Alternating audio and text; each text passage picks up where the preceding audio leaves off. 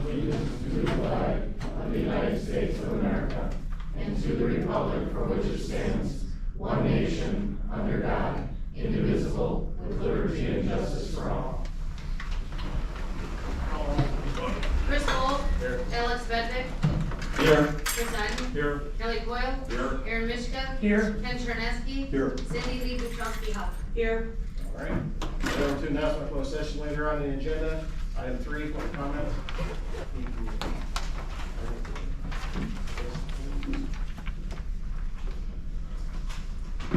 Thank you. All right, first on the list is Paul Yeager, sent in comment. Bobby, please read this into record during the public input session at the Monday, August 12th, 2024 meeting, Paul Yeager, 1900 Seville Road. I am perfectly happy with the current contract ambulance service. The village volunteer first responders perform superbly under the direction of Chief O'Brien. Response times are totally acceptable. Residents are fully aware that we live in a rural location. We choose this environment and knowingly accept the consequences. Please move forward slowly on the Chief's proposal to create a village ambulance service. Mr. James Small's cursory review shows numerous false numbers in the Chief's proposal that are contrary to statewide real-life experience. Mr. Small's review is enough to convince me to request the board to vote no to the Chief's proposal. If not minimally, I request the board to fund 2 more third-party evaluations. Finally, I request the board to approve Trustee Eiden and Charneski to meet with the Riverside Ambulance Service to mend fences and discuss future contract details. Next up is Bernie Kramer.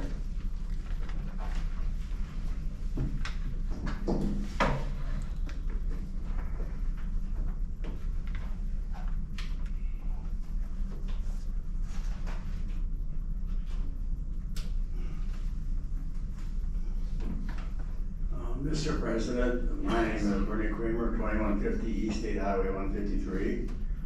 And on behalf of the citizens of Kronenwetter, I'd like to welcome Mr. Small.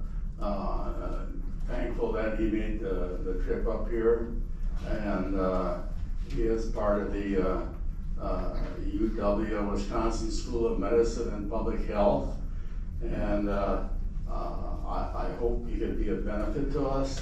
And he's an employee of the state, so he's everybody's employee, and he's not biased or anything like that with his input.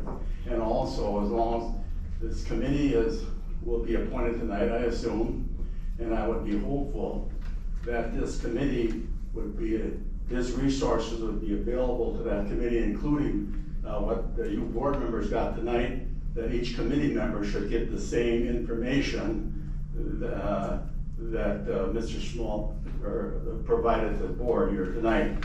Because I think it will only be appropriate. The more information you have, the better informed hopefully it will become. And with that, I will go to this here, Riverside, yeah. We got a proposal here to send Charneski and Eiden to Riverside to get some dialogue going with him. I think this is excellent.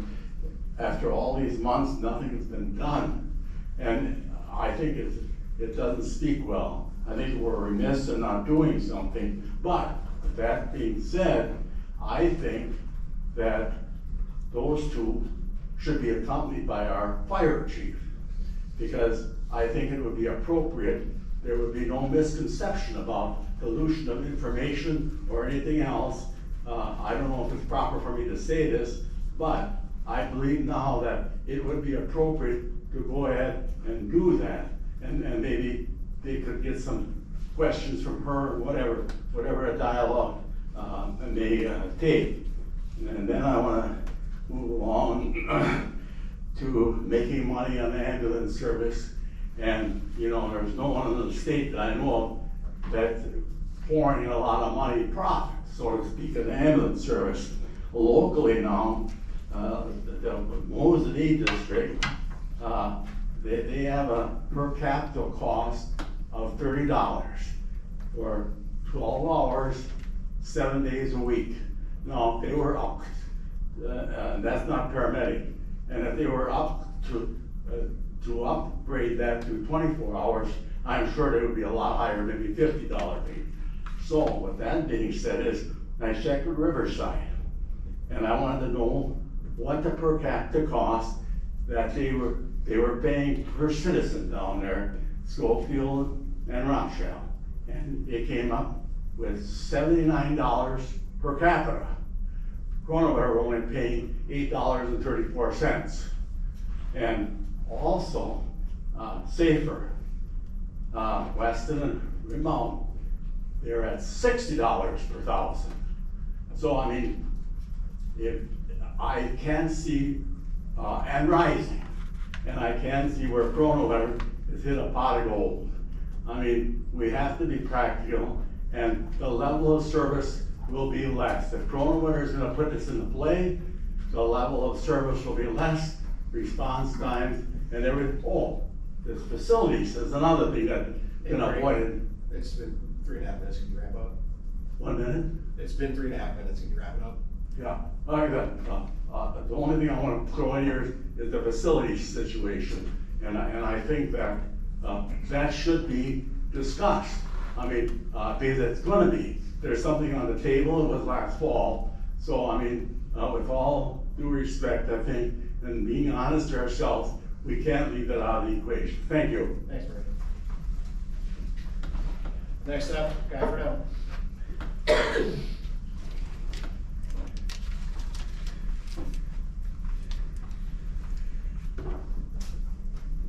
Okay, Guy Fernell, 2240 Ruby Drive. Mr. President, I read with great interest James Small's letter of July 31st, 2024, as well as the various items for the packet. My view, just to approximate, is Mr. Small tells us that Chief O'Brien's proposal, that 80% of it is probably pretty sound. But there's serious questions with approximately 20%, and that's not meant to be mathematically precise. And there's significant issues. I want to point out a few things that I think are pretty significant in Mr. Small's report. He says it's common to see annual wage increases for public safety personnel of 10 to 20% in some communities since the pandemic. Another point, one area of concern with billing revenues is that it can be delayed and at times cause cash flow shortages. And a small reduction in transports in a year can reduce the revenue enough to cause a budget deficit.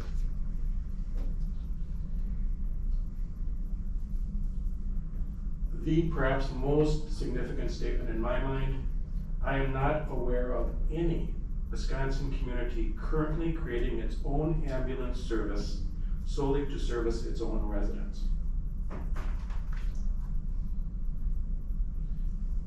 The challenge in providing ambulance services is that it requires an absolute commitment to provide continuous staffing of 2 licensed personnel 24 hours a day. Many communities are finding that the reduction in volunteer workforce is requiring the hiring of full-time personnel, which grossly expands the cost of providing the services due to increased wages and benefits. It's possible that the cost of providing ambulance service will increase rapidly due to the staffing needs. It will be impossible to operate solely from billing revenue in a system of this size, and the village will need to make financial contributions to offset the cost of providing service, and these funds will largely be spent on staffing. Those are some of the main points in this letter. I think that the village would do well to slow down this process and take a deeper look at what's going on here. Because what Mr. Small is telling us is that the facts are that this is not a local issue. It's not a statewide issue. We're dealing with national trends that affects everyone. I also gave out the net new construction from the Wisconsin Department of Revenue. And the reason I gave this out is I wanted to point out, you can see the Village of Kronenwetter's net new construction was 0.54%. Other communities, virtually every other community in the Wausau metro area had a higher percentage, some substantially higher. To say that we're going to get a demand for ambulance calls from new construction, it's not happening, not now. So it may happen in the future. You know, I think it's accurate to say that we have room to grow, but it's not, it didn't happen last year. We're at 1.23%. And this year, we dropped to less than half of that. Look at the second page and you'll see lots of communities in the Wausau metro area that have a much higher rate of growth. Even smaller communities such as the Village of Maine, you know, had about the same growth that Kronenwetter did in terms of net new construction. So that's a significant issue and it's part of the overall picture. Thank you. Thank you. All right, moving on to special orders. We'll have a presentation by Mr. Jim Small, the Rural EMS Outreach Manager.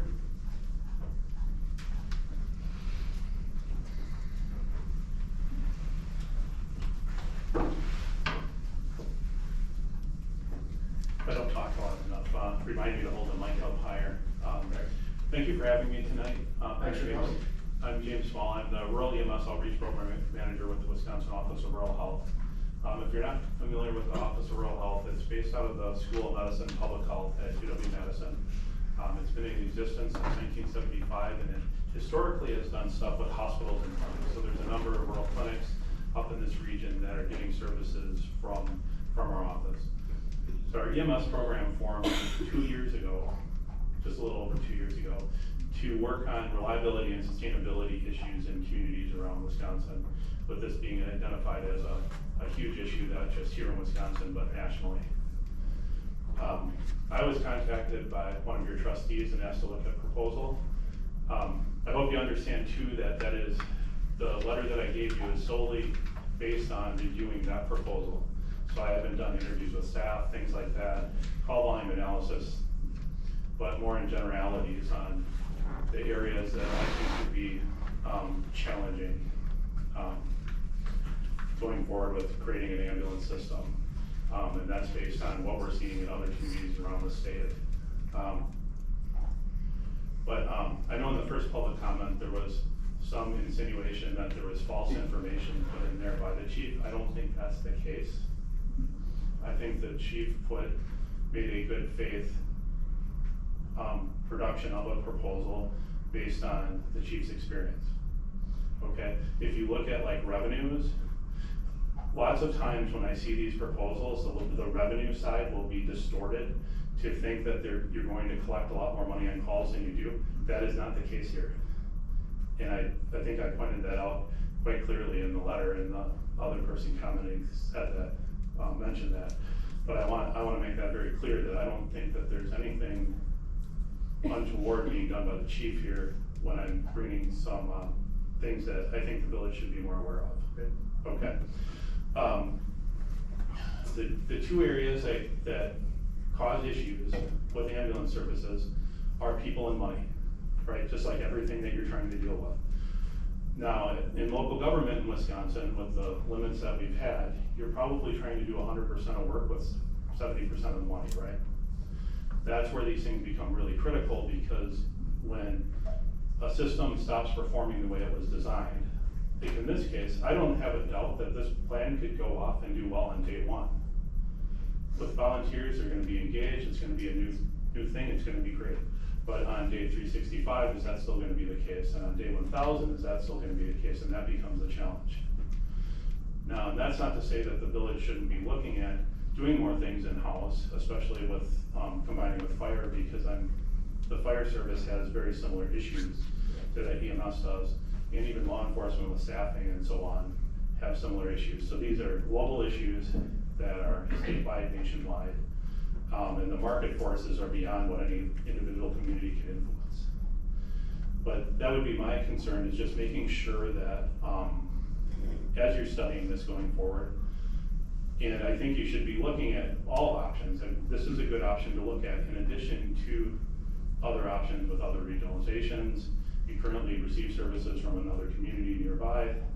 That's a very common way to receive services, but is there other things that can be done? Is there other communities that you're not engaged with that you could be engaged with to the benefit of everybody? And that's really what you're seeing go on in the industry, is these regionalizations coming together. But I also don't think that you wanna just look at one option and then run with it and then lose control of those costs down the line because of market forces you can't control.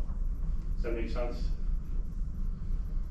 So, very appropriate level of service for the community. Advanced EMT ambulance would be absolutely appropriate for what you have here.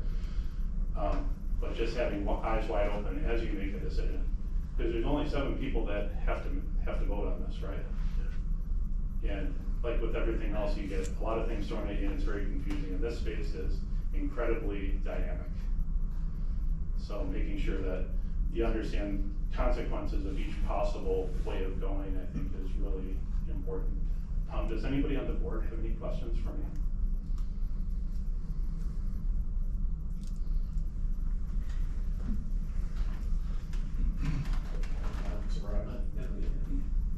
Yeah, one, you know, all of this has been a difficult decision regardless, right? And we know our contract's ending at the end of 2025. You know, there's multiple options, really. Technically, looking at it, you know, we know that an ambulance service isn't gonna make money, right? It's really a question of how much of a drain is it gonna be, and then which funds do it hit, and what are the risk factors. You know, staffing was definitely one of the top issues that I had seen. You know, some of the advantage is, you know, there's pros and cons no matter which way we go. Contracting out, right, is always just a specified net loss effectively to the village. You know, there is a definite benefit to knowing that if you can forecast what that contract price is gonna be. Looking at, our current contract with Riverside, they're showing a $27,283 annual loss with their current contract with Kronenwetter. You know, we know, and you highlighted it in the report, wages have gone up quite a bit in the, you know, since the pandemic. That's been in every industry, and you know, probably even more so with ambulances, because I mean, quite frankly, for years EMTs have been underpaid. I mean, for the service they provide, you know, EMTs are probably some of the most underpaid professionals in our whole society, quite frankly. I mean, I guess what are your thoughts on what you've seen with other places that have continued contracts? You know, I'm not a absolutist by any means, but I would assume not being a member of Riverside, they'd be looking to not be losing money on contract with a non-member of Riverside. Right, and that's, you know, the sky's kind of the limit on some of these things with the contracting. The $8 per capita is very, very low. I mean, I don't know, off the top of my head, I can't tell you a place that's getting it for cheaper. Okay. Can I make one comment on that? Yeah. The contracted is the $8, that is not our total EMS budget as a whole per capita. Because we have our own EMS budget in No, addition to that's contracted. true. Sorry. Yeah, that's true. You have an EMR program too here that's being funded by the village already too, as a first responder program. So there is already other costs in addition to that, cost that's going to Riverside. I can't predict what would happen in a contract negotiation with Riverside. That's something the village would have to find out in that discussion with them. One of the things that struck me with their number is that it was grossly low. So that my presumption was they were losing money on servicing that contract. Like when you're saying that they're losing money, I would believe that. I didn't sit down and do an analysis to figure out what that loss would be, but I would believe that is probably accurate. Now, how do they correct that? I don't know, that's something that comes with, you know, that negotiation, where if you're a partner in it, then you have a cost share that would be part of that cost share, which would be designated by contract, and you'd have a member on the board and things like that, versus contracting, you come to a number, you write a check once a year and set it and forget it, right? So there's, you know, pros and cons to each of these, and until you sit down and really go through each part of, does this make sense to contract here, does it make sense to become a partner in it, and start laying it out over a long period of time and what that looks like, that's really something that you need to sit back and look at, because there's 8 different ways to provide EMS service. There's 6 different ways of funding it. So every community is using some combination of those 8 and those 6, and they're all different. So a lot of times I walk into meetings like this and people are like, tell me what to do. I have no idea. I don't know what the right answer is for your community. That's why you have elected officials to look at all these options and make that determination. That's why you got elected, right? That's what you signed up for, that. You got signed up to be a piñata, but, Yeah, no, and that's, so there's not a good answer. I guess I don't have a good answer. I know what you're paying right now is low industry. I mean, there's communities that have EMS costs that are $150 a capita or more, depending on how the population versus the cost of emergency service. You know, having a staffed ambulance with full-time staff, you're probably looking at a $700,000 impact overall right now in the current market. When you're looking at wages, that would be somewhere, you know, probably $22 to $25 an hour on a full-time wage, give or take. And that depends on if there's a collective bargaining agreement that comes in, which very well happens with full-time staff. well, when you're saying full-time, you're meaning considered WRS, full-time protective service, you know, paying the pension and benefits on top of that with those costs, and I mean, that's, you know, in my opinion, when I look at the financials of this, you know, the real driving factor to going by yourself is that staffing, and how many WRS full-time staff do you need, if any, and what that on-call pay is versus, you know, I guess, what do you call it, call pay, you know, when they're sleeping at the fire station, you know, and, Chief O'Brien's proposal, she had a, you know, assumption for, you know, when you have 2 EMTs here sleeping at the fire station, it's lower until they're called in. It really comes down to that ease of finding people willing to do that, what that wage is. You know, that's what I identified as being the biggest risk factor to going alone.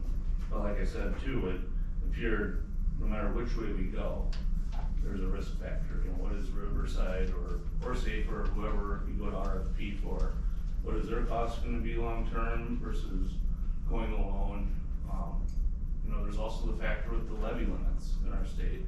You know, as Mr. Friedel has brought up, you know, our net new growth has plummeted. I mean, honestly, to a, in my opinion, unacceptably low level. I mean, I would hope that we don't only grow that slowly going forward. And that's not unusual around the state. There's a few areas with high growth that make it look like the state has higher growth, but it's not unusual to see that 1.5 a year and things like that as part of the growth in a community. I think that's pretty typical. There's some communities that have no growth. So what you're experiencing here, I mean, from year to year, who knows? I mean, who knows? Can anybody predict the last 5 years? Would you have guessed? No. So that's the thing too, is what you have today, you'll never be cheaper than what you're paying today. Right. Today is the cheapest that you're gonna have, tomorrow will be more expensive. And it's just a matter of how do you navigate that in such a way that you can continue to afford it and not have to make cuts in other parts of village government to fund some of those things. And even with making all the right decisions, it may go beyond the ability of the village to continue funding it without taking, doing a referendum or things like that. And you may end up in a situation too where you need additional full-time staff in the fire department. That might always happen. That's the direction things have gone in this industry. So there's a lot of what ifs, for sure. And none of it's cheap. These things have a way of, the cost will run away. The wage inflation is crazy, to say the least. When you're seeing this multiples of CPI as being the wage inflation in this space. And I think you're seeing that in the region up here. I wanna say that they're one of the departments settled a contract that next year will give them a 15% bump. So that's right down the road from you. So these are the markets that you're working in. Now, if you go in like the southern region of the state, the southeast region around the Milwaukee area, there's base salaries for paramedics that are over $100,000 a year. Well, how long does that take to make its way to this region? Probably just 1 or 2 contract cycles. So that's what's coming. I mean, would you agree though that those costs would be passed through if you're contracting out with another fire district or not, right? Those costs will eventually flow through. And I think that's part of the decision, right? Like any other village, our growth has dramatically slowed compared to where we were. Obviously I would love to be able to fix that, but, that's kind of multiple factors going into that. Fact is, the tight levy limits that we have, we don't wanna be increasing taxes if we don't have to, but we're hitting a point, in my opinion, where we're gonna be hitting a rock and a hard place in terms of our general fund deficits we're seeing. We have an opportunity in our village, looking at our financial structure and what's coming on, but we also have to be thinking about what we wanna do with this, because we have some tough decisions to make long term. Every which way I look at this, because I don't think the growth is just gonna come back overnight, and we have to be ready for that. And I wouldn't count on that. You need to work with what you're working on today, and if you gain growth, then you work with the growth that you gain, but you don't plan on it. Right. Because that's how you end up upside down, and the next thing you do, you're burning fund balance instead of building fund balance, and that'll be unsustainable in the long term. But yeah, these are the challenges, but I think, you have a very, active community here that's paying attention to this issue, clearly, from the public comments today. I also think that when you have an engaged community like that, when you get into a scenario where you have to go to referendum, and they've seen you navigate this process and look at all these different options, but those are the same people that will support that. Because you need significant community support if that's what ends up being a need down the line, because that's a very divisive road to go down. And, people wanna know that they're getting good service, they wanna know that their money's being spent wisely, but I've also seen communities that will step up to, meet that market when it's needed to. So, not to say for sure, but they, definitely can be an asset. So, I know I did some extra research on the side, I contacted, she used to be our interim administrator here, and now she's the commission chair for the Partyville area, village of Partyville, she's the commission chair of that. And, she had sent me a spreadsheet of like 2023 of the actual billed services for what they actually received. And, just for the record too, I just wanna note, I sent an email to it's in the packet, and she just wanted me to say, cause I said that I said in words that you weren't Teresa, and she just wanted me to say that she cautiously told her about this, that I just wanna bring that for the record, because. But I don't- Thank you, Chris. Cause to me, I don't know, I told her to be cautious and warn about the same thing, but. She did call me today to tell me Okay. that she had reached out to you, Sure. because those words were not But I accurate. told her I apologize, I didn't mean to misrepresent anything, I was just saying that, and she says, yeah, but the thing is that just on the spreadsheet, the billing was like $1 million approximately, and then we only got about $265,000. Which is about $500 per ambulance call. which is, But how, Yeah, but I wonder if that's where Rothschild's getting their losses from with us, they're just not paying, we're just not getting the money, they're not getting the money from the But building. that's very common. So Partyville is one of the services that I'm working with right now, too. I don't know if Kim told you that. Navigating some of the challenges that their EMS is having, and that's one of them. That's a significant issue, is their billing, because they tied so much of their operating to their collectibles, that when the money didn't come in on time, that it ran their fund balance down to almost nothing. And they have some significant challenges that they're working through. And that's and she could probably give you some of the cautions in this space that she's trying to navigate too, because it's, James, do you know if that has improved with their changing of billing companies? it had not. I don't know when they changed. January 1st, I wanna say, but there's issues with Medicare, with the Medicare reimbursements, and they're not the only ones. There's at least 2 other services I'm aware of that haven't received any funding from Medicare yet this year, that are having significant issues from that. So it's just something to keep in mind, that when there's a shortage and the money hasn't come, it'll come someday, the check's in the mail, right? But that money has to be, when you're spending money, that's gonna come from fund balance or something like that, that could potentially, like in their case, took them down to almost 0. So it's just things to think about as you navigate these processes. But I think that's valid, though, that your contract costs may increase significantly with future contracts, and I can't speak to what Riverside might propose or things like that, but I think that's probable, given how low what you're currently paying is.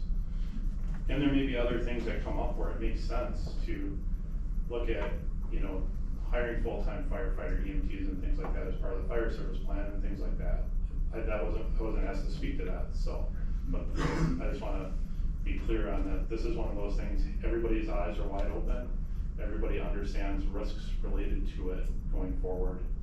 And these aren't things to just do in a day. This is part of a long-range planning process. So I heard some discussion on forming some kind of a committee, and including citizens and stuff on it. That's probably a good plan. Have citizens be active in this, so that there's a clear understanding of, here's all the different options we looked at. We think this is best for our community. Now, in your experience, is a year time to do something like this, or is this more like a 3 to 5 year type of a plan? I think your timeline is appropriate for what you're proposing. You're already operating an EMR system, so you have people here that are familiar with the community and so on. You add ambulances to that. You have operational plan changes and things like that that have to be approved by the state. That's probably a 6-month process, give or take. You already have medical directors for your EMR program. You have Dr. Clark? Okay. So you have an experienced medical director already who's worked in this space. So 2026 implementation, go live, I think would be appropriate from today. Now, you get into committee work and it gets delayed and stuff, maybe it's a 27, Okay. something like that. But I would, if you were doing a paramedic program, I'd tell you, don't try to do that fast, because the complexity is one of those systems, both in advanced EMT, I don't think that would be an issue.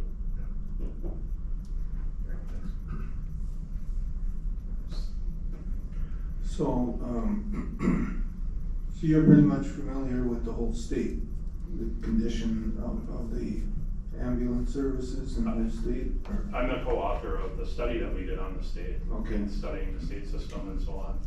So how many are there that can at least break even without being subsidized by regular taxpayer money? Very few. I don't know off the top of my head which ones. There's some that don't take any taxpayer money, and they're volunteer systems, and most of those are in very significant distress at this point. There is some, if you take like Bell Ambulance, for instance, in the city of Milwaukee, that does 100,000 calls a year, just does extremely high call volume in the city of Milwaukee. They're a private, for-profit, they're profitable, and they pay their paramedics $100,000 a year. But they're making significant amount of money because they're high call volume. When you're in a situation like with 400 calls or 1,000 calls or whatever, when you're in a lower volume system like this here, you're not going to be able to generate enough revenue off these calls because most of it's not collectible. I don't know what your community demographic looks like or what your call demographic. I would presume that most of it's Medicare or Medicaid. And when you're in those, you're writing down. That's what you're seeing up here is, if you look up on like that, you'll see like less the Medicare amount. So you're seeing in that like fourth column, that's how much they're having to write down each month that they can't collect. So they build, let's say they build $1,500. The Medicare rate this year is like $410. So that idea of being able to generate about $500 per call is probably pretty accurate, somewhere in that $400, $500 mark, when you factor in the private paid insurance that might pay the $1,500 on that call.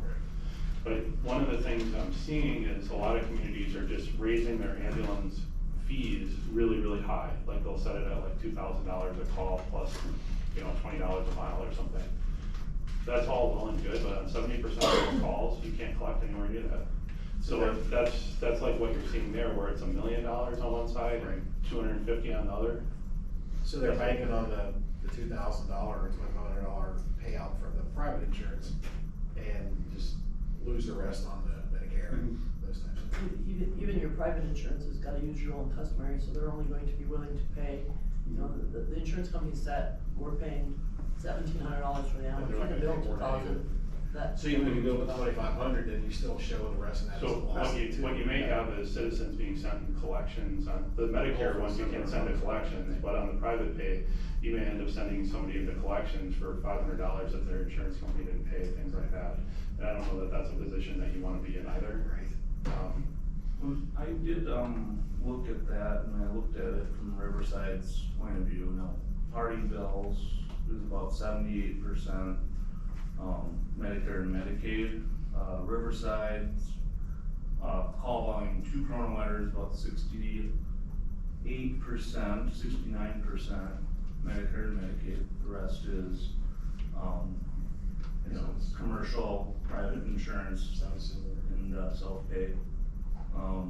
Looking at their data, about 40% of the self-pay defaulted, and that was, I mean, at least when I created the spreadsheet, I considered that, use their average defaults over the last few years. And that's probably accurate. What happens with those self-pays is there's a number of ways that then the billing company will send it into collections. They might do like tax intercept, tax refund intercept, things like that to try to, and that's why it's not you're getting some money recovered on those. But at some point, those will be written off. You know, there will be a point 2 or 3 years in where you can't collect on that anymore too. So one of the recommendations I typically will give communities is if you're going to use billing as part of your revenue plan, have a year where you fund the whole thing straight up, 100% funded by the community, and then have that revenue come in and use it in future years. Because then you're not counting on an unknown number to balance your books. Because a little bit of variance, when you're dealing with a call volume of like 400 or 500, it doesn't take a whole lot for that variance to cause a significant issue in your revenues.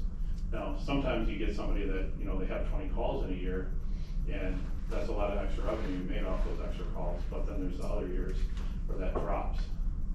And when it drops, then you end up in these really poor positions. So if you can get some kind of a fund put in place for that to cover for in the future, and then you would balance your budget in future years off of known money that's already in the bank.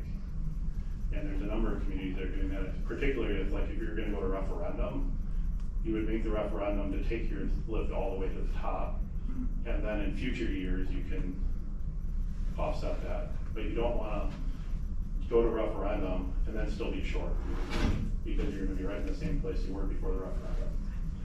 Does that make sense? Right, you're saying to go to referendum, like if we use, like we wanted to increase the general fund levy by that way. You know, one other thing we could do instead of going to referendum, not that it's ideal, but this is where it's convoluted a little bit on some of my calculations, but, you know, I almost look at it as we really have to balance two different books. One's that general fund that we are spending to the max, that's where growth helps you. The other is the debt levy, which, you know, no one wants to have to add debt, but this is kind of where we get into a unique opportunity. The way I see it, the revenues you bring in from the ambulance really just needs to offset any of the general fund and your operating expenses, or capital expenses with the ambulance and the equipment itself. You know, I don't think anyone is stating that, you know, this thing's gonna be a quote unquote money maker, right? It's, you know, getting back to no matter what we do, right, it's losing money to the taxpayers, it's just how much. You know, any scenario where you are pulling in more revenue than, you know, your operating expenses out of the general fund will help the general fund deficit.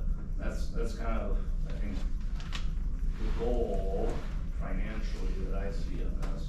We do have a tool that we could, basically do this, and, you know, that's our unique circumstance without a, property tax hike, because we have a surplus in our debt fund.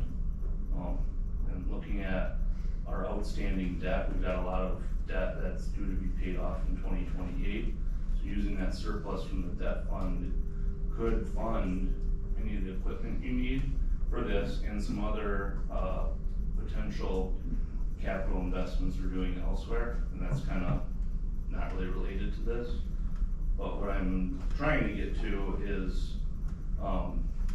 you know, what you're saying is we should build up to a reserve fund for upwards of a year of our operating expenses on top of whatever we would take out for the equipment.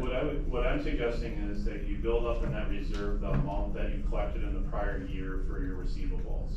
So that number is known, and then use that in the next following year's budget. So you'd have 1 year that you wouldn't budget any revenues, but so you'd have a really high levy number on that year, if that makes sense.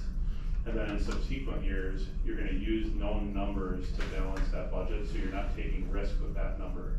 Because that area, that's a very fluid space where there's a lot of variance. And if you don't need to use it all, you can use that, you can leave it in the fund, and you can use it in the year following that, and so on. Using debt levy efficiently is an important part of these discussions. And debt usually gives people heartburn. One thing that has to be understood is that public finance and home finance are two completely different animals. And if you ran your government the way you ran your house, you can't really get done what you need to get done. But if you ran the house the way you ran your government, you go broke. So, but they're just different rules, there's all these different ways of bringing money into it. Debt can very clearly be used, there's no limit until you hit your 5% of your equalized value, and that's where they cap you up. And up to that point, how you choose to do that is really up to the board. Not necessarily a good way to do it for operating costs. That's not a sustainable model for 10 years. But there is places that will use debt for a year to bridge something to get themselves into this other place. If your debt is used efficiently in a controlled way, it's possible that the taxes will be cheaper using debt appropriately. I've seen that. I've done that in the community where I was a chief. We did that and ended up with lower taxes than what we started at 5 years before that.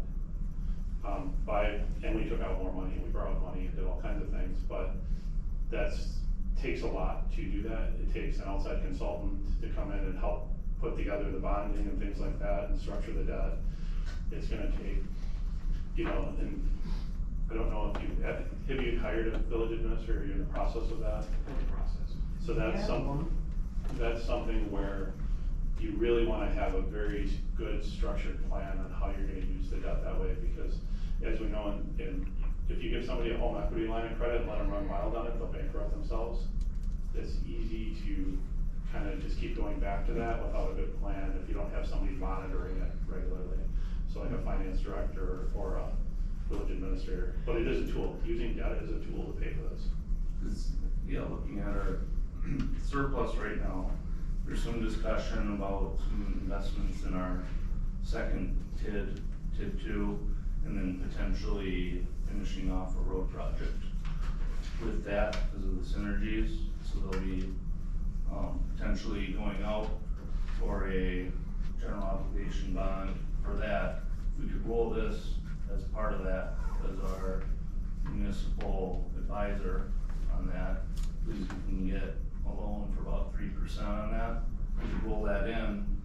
I calculated out of Teresa's proposal, or Chief O'Brien's proposal, looking at what our current debt that we have on the books, and when it's projected to pay off. With our surplus in the debt fund, we could finance that road project and this ambulance for a 0 mill rate impact through 2028, and still have $245,000 surplus in that fund. And in 2029, our debt levy is due to go down about $500,000, because our notes get paid off for 2028. I don't think anyone, I would 100% agree with you, we should not be using debt to cover operating expenses ever, right? I mean, that's some federal government stuff right there. But, this is what I'm saying, one of the opportunities we have, if we can make a actual investment, particularly a capital investment, for our equipment we need for the ambulance service right now, if there's a way that we can generate enough revenue to more than pay the operating costs of this, I think we're in a kind of unique situation compared to some of these other communities. You might be, but it really depends on how structured your capital project plan is and stuff. Like, do you have a replacement plan for every piece of capital equipment that the village owns and things like that? And how does that fit in beyond that 2028 or into 2029 and so on? That's where this can be, you're absolutely right, this can be definitely something that can be done. But it's also an area where you gotta be very, very cautious how you tread, because you don't wanna encumber a bunch of debt now, not thinking about this thing that's gonna happen in 2029 or stuff like that, because these are for capital projects or for long range. And you've got TIDs, and who knows if the other things will come up with other TIDs and things like that too, where you need cash or you have a utility issue or something like that, where those kind of things come into and have to be drawn from and then paid back by the utility later. So that's where it really becomes part of this big picture plan, if that makes sense. I think I've been kind of alluding around that, but there needs to be this eyes wide open. This is what we're gonna do, this is what it's gonna look like, this is what it's gonna cost, these are the risks that come with it, and this is where we're gonna go, So even if we get this thing up and running, you had said there's very few that even break even? Few services that will break even? This won't break even. I think that's a foregone conclusion, that you could break even on your revenue from the billing. Now, can you use other funds that you're already using as part of the building it up, where the taxpayer impact isn't as much? That's always possible. The budget's a giant chessboard, right? We just don't know how many pieces are on it and where to move them all the time. But, so there's a lot of different things that can be done. It's just a matter of, what does that plan look like? What does that staffing model look like? What's that cost gonna be on day one? What's that cost gonna be in 2 years? In worst case scenario, best case scenario, and so on, and what's that acceptable risk? Everything you do is gonna have risk, right? You have a police department with a bargaining unit, right?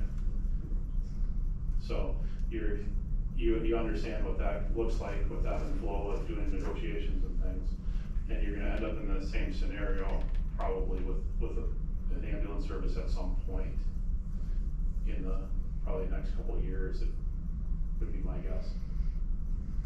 Just to clarify, when you say it won't break even, I just wanna clarify that because of the two aspects of what it means to break even.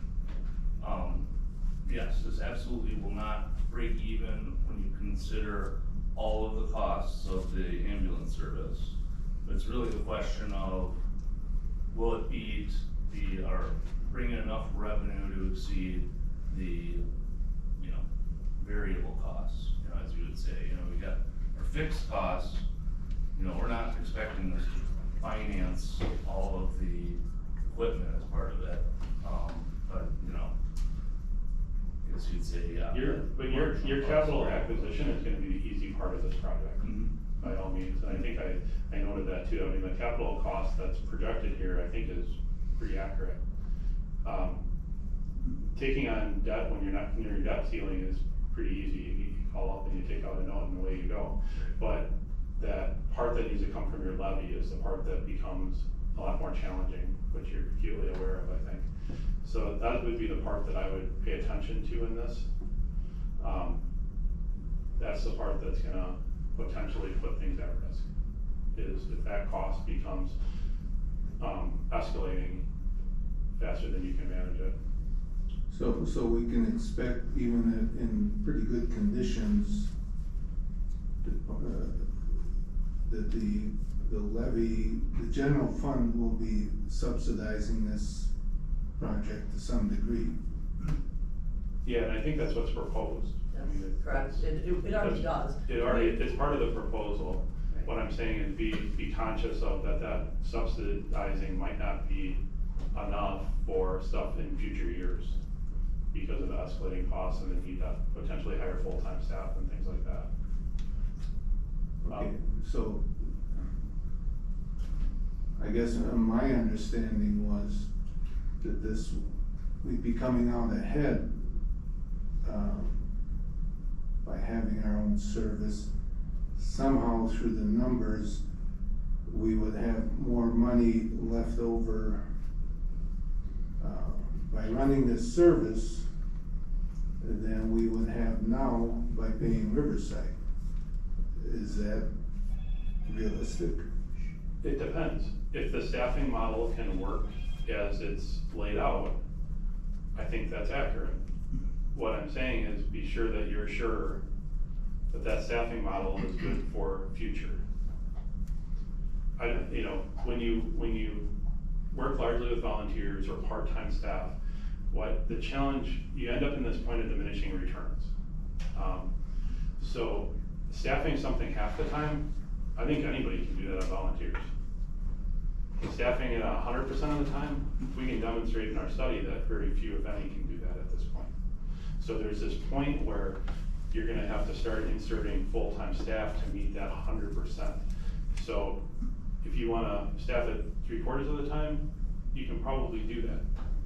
But you're gonna end up in this point where it gets more and more expensive as you go higher and higher towards that 100%.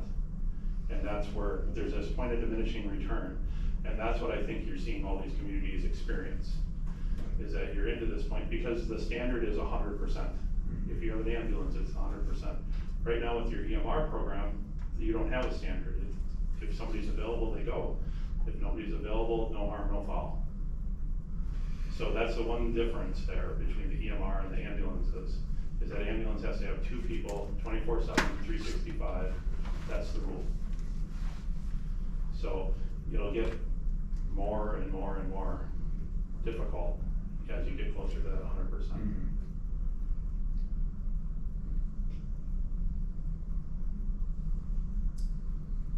Anything else?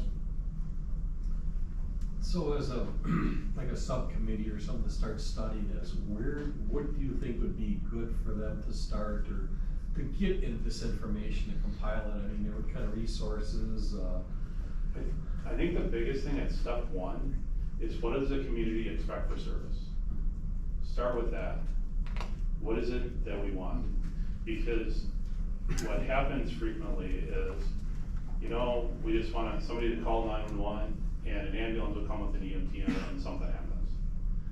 And That might mean that you have an ambulance that's staffed by all volunteers that takes 20 minutes to get out of the station. That might mean you have an ambulance staffed by all paramedics that takes 2 minutes to get out of the station.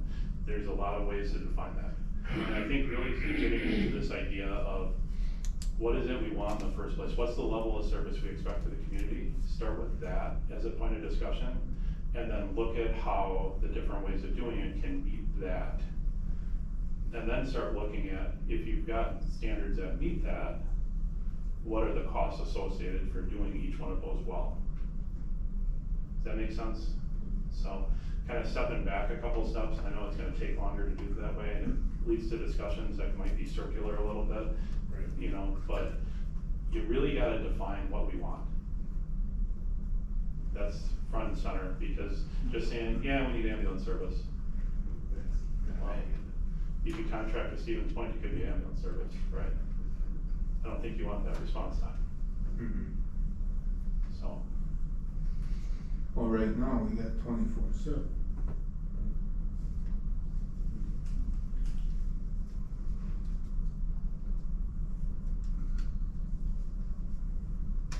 Anything else?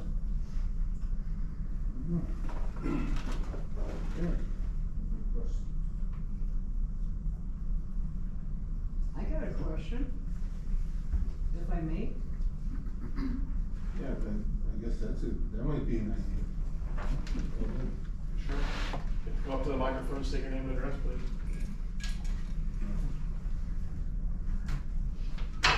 By the way, thank you very much for coming. My name is Dottie Lent, I live at 1827 Rickliffs Place. My question is basically, right now we are contracting out. So we start our own ambulance service. Teresa, about how many calls do we get here just in Kronenwetter? 400? About 400 a year. So we start our own ambulance service, we take care of 400 calls a year. What are we doing to our neighbors? And how does that affect us? Okay, so there is a risk that comes to weakening your neighbor when you take away the contract that was going to your neighbor, right? Because those funds that they're collecting on that with the receivables and so on could weaken that. And that's something that we've seen happen around the state, because what we're seeing in a lot of areas, not specifically here, because you've got some good consolidated systems and you've got the city of Wausau, you've got a good, stable, structured system overall in this region.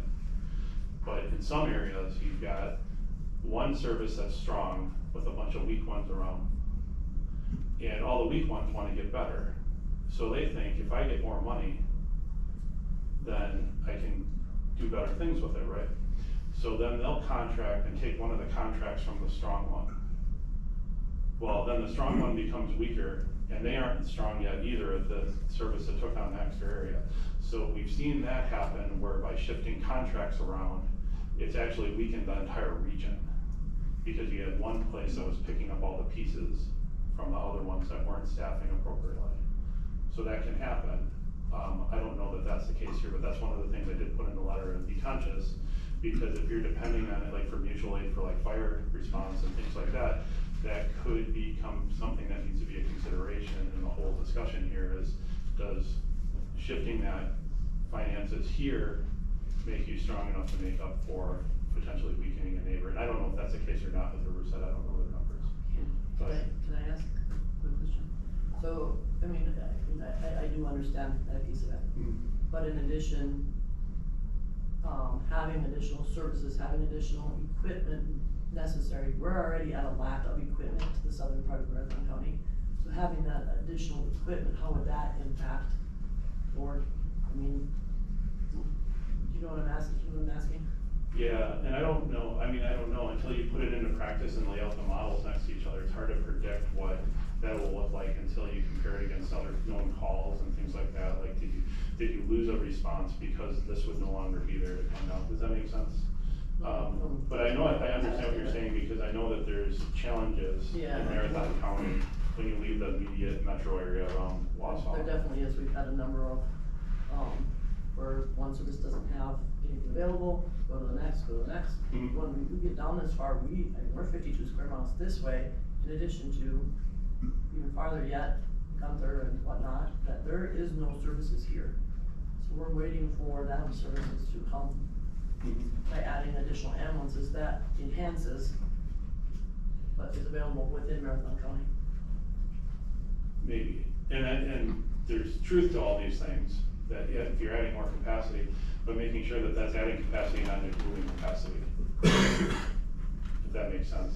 But I think, you know, in the big scheme of things, there needs to be a greater conversation, not just of the village here, but of all the municipalities in the county, to sit down and say, what does this look like, and can the county help with some of that? Because keep in mind, the county has an unlimited levy for EMS. Like if you look at Portage County levies the cost of EMS, and then they contract with the different departments to provide that service across the county. So there's a model there that's been there for, I don't know when they started that,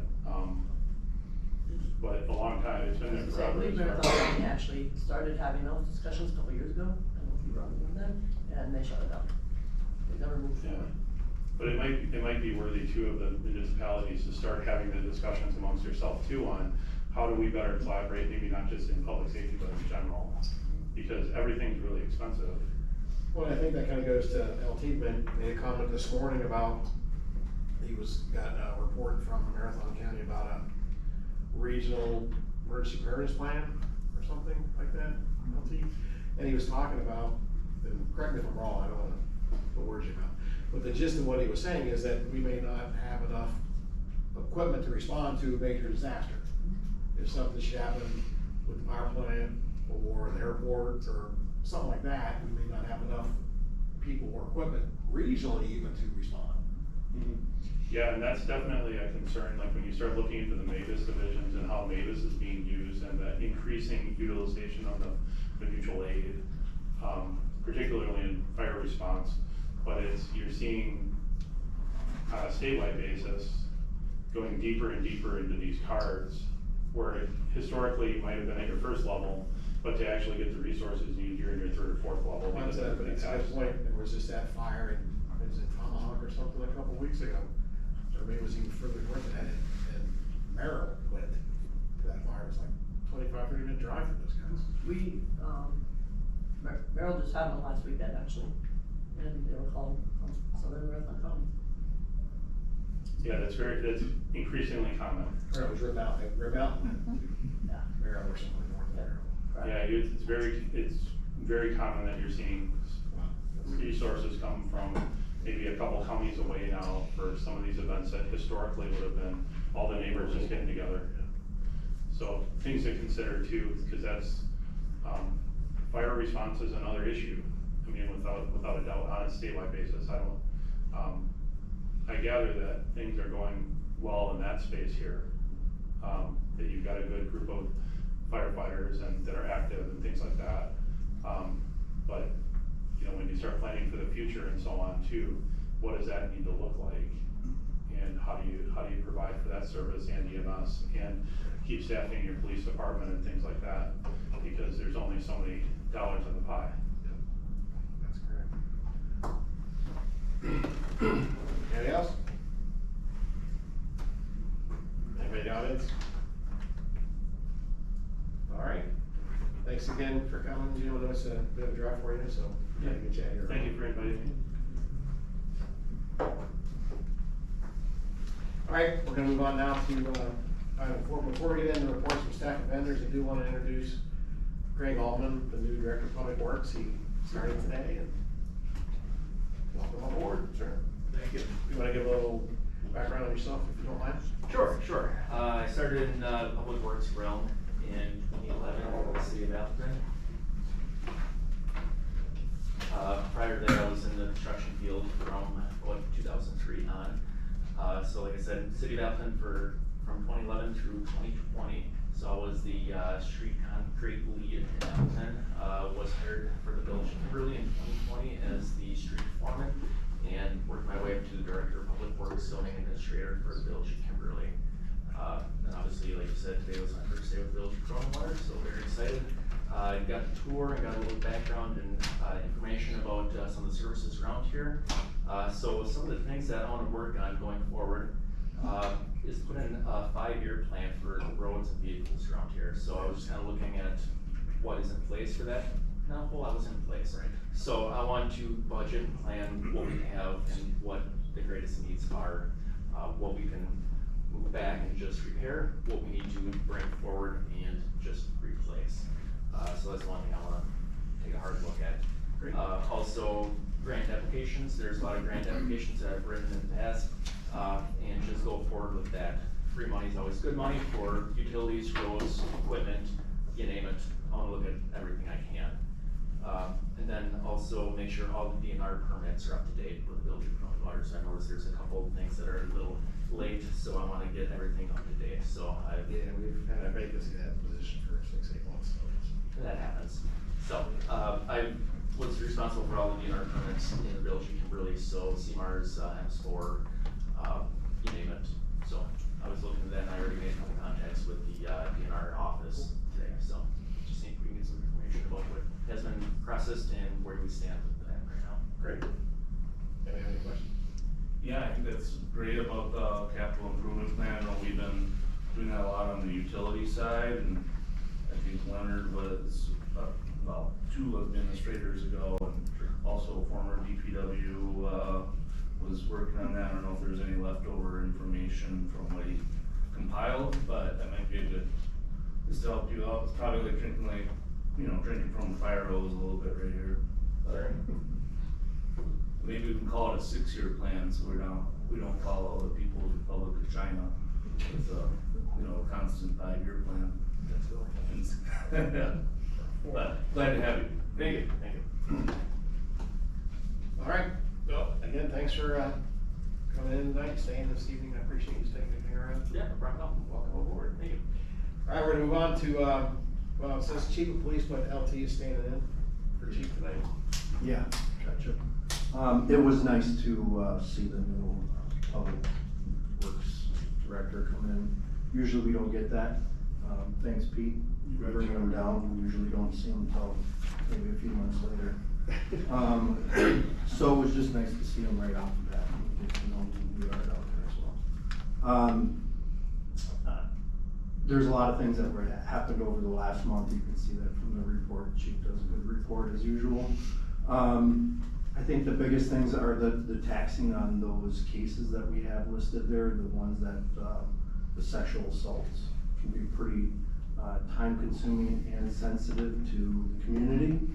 I know that, there was a lot of concern from some of the citizens in the area about these type of things that were going on, so we addressed those as well behind the scenes. That is not necessarily in this report, but we addressed it with them as well. Any other questions? So, thanks for the report, LT. All right, next up is, fire chief's report. Okay. First off, I just got a typo on the top of the page, it's July, not JLY. I apologize for that, but, July was actually a lot slower than June. June we had 18 fire calls. That slowed down a little bit in July, but overall, to date, we have 48 fire calls or responses for emergency services, and then 226 EMS calls. Equipment updates, our engine 1 pump testing was completed, and that did pass successfully. We do have a new Ford F-250 in-house, and that has recently been put into place. It now has lights and sirens and decals, so that is up and running. We will be bringing the old one to the board for disposal in the future. Currently, we have 32 members on the department. By the end of September, that will be at 40. If the other 2 that we currently have to interview at the end of the month go through, all the rest of them are in the process of doing physicals or background. So 40 is right now currently our max, set by the board, gosh, probably 15 years ago. When they time to come back and look at that, but we've got quite a good new group. Happy to see them all in. They are very excited to be joining us. We have 6 going through fire class this fall. The remaining will start fire class in January and then next summer as well. So, we do have some starting EMT class this fall as well. I did list out some of the past and upcoming trainings and events. We've been pretty busy as far as volunteer activities. We had Mosney, Alstrom. This was Alstrom, but they changed their name again, it's just Alstrom. Donated $2,100 for 2 new 4-gas meters. So all they asked for in return from us was to have the fire trucks out here when they did their employee picnic. So we had a good time doing that. Nice. We did the Mosney 4th of July parade. We did do a splash pad. About 250 hot dogs were served up. Those were donated by fire department members. We take donations, and we raised $160 from the donations that we brought in that day. So I think it was like 16 gallons of lemonade and 250 hot dogs. Some hungry people, but yes, I mean, it literally cost us $140 to grab the hot dogs and the lemonade, so split that up between the department members, it was $5 a piece, it was nothing. They had a good time. National Night Out, I believe, was well attended last week as well. I was not able to attend, my newest grandson was born on Monday night, so I spent my Tuesday evening in the hospital. But my understanding that, it went well. Any questions? Alright, next week. Okay, moving on. Director of Public Works Introduction, sorry, we already did that. Jump ahead. Item F. You want to do it again? Director report.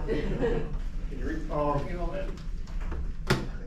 Well, today I took a ride with Brad and Greg, and slowly told him some of the issues we have, and he seemed pretty energetic to get on some of these things.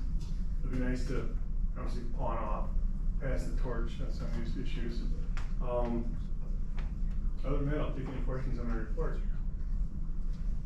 So when you guys took the tour, did you do like the little house and lift stations and the garage and that kind of stuff? Yeah, we drove the boundaries, showed him the new list, or the well house, and then the leak, the slow leak. Yeah, he saw a lot actually. Good. You did that one, I never did. I wanted to really bad. Who told you that? Anything for Pete? Yeah, just one, I don't really know what this is, or maybe I'm just misunderstanding it, but Golden Pond's outlet control structure continued. What is that? With these heavy rains, we've been getting high groundwater south of the village, like around Conestoga Drive and Woodgate. Yeah, well, yeah, I see it all over in people's yards, but. But the better we stay on top of keeping that dam down at 1886 elevation, the less of effect it has on the people down below. We have issues that are north of us, or north of Kowalski Road, like in Torrey Pines, that's gonna be it's gonna need more attention, and the dam isn't affected. But I just threw that in there because just when I thought everything was good, we could get one more rainstorm, and it just takes a while to get down there, and you gotta make sure that dam is all the way open, so it doesn't affect the certain flooding basements. So a number of years ago, there was issue with groundwater in that area, so we had hired a pump service to put in a temporary pump to draw down that pond. And they ran the water down the road and it went into Sioux Creek. So when we did that for a couple of months, we noticed, everybody around the area noticed that the water was going down in their basements, and finally it stopped.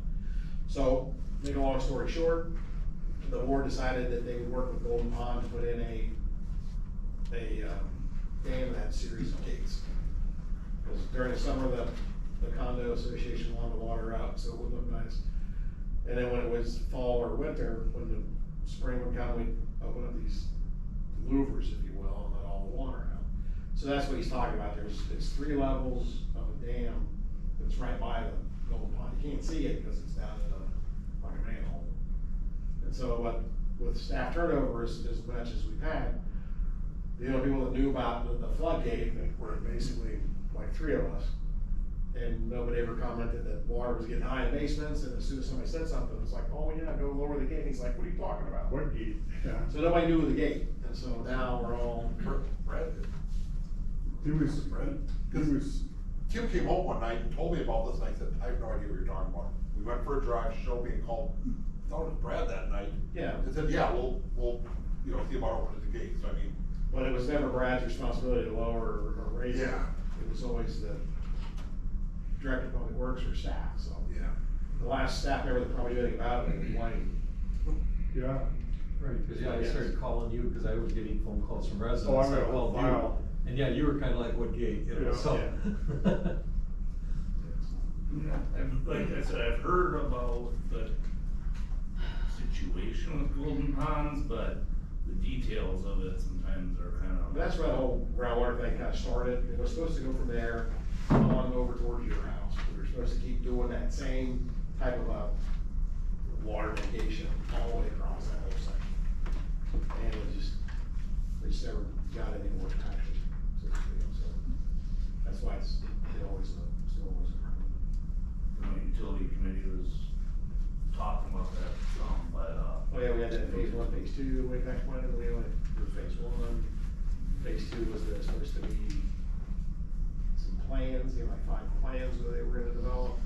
And then there was never a phase three, but the phase three would have been to actually put the pipes in the ground to mitigate like that. that would be good, I think, for utility committee to at least keep looking at.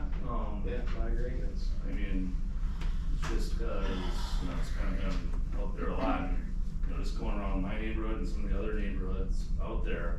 I mean, it's really the whole area, I mean, Kowalski Road and everywhere, I mean, the groundwater and stormwater is, definitely very concerned long-term, especially if we do wanna actually grow again, so. Anyway, I'll get off my stump. Yeah, so that's a quick history lesson. Anything else for Pete? All right, we're gonna move on then to item G, the check register. I'll take any questions. Yeah, I don't have any questions on the checks, but I'm wondering, when are we gonna start getting our financial report again? So the auditors, when I talked with them, we were supposed to have at the end of July. The last I spoke with the auditors, they said in August we will get the 2023 financials. I've gotten some of the audit journal entries and I have those in. I have some questions on them, so I'm verifying with where our 23 will end. And because that impacts 24, I'm holding off, otherwise you will not have accurate numbers for 24.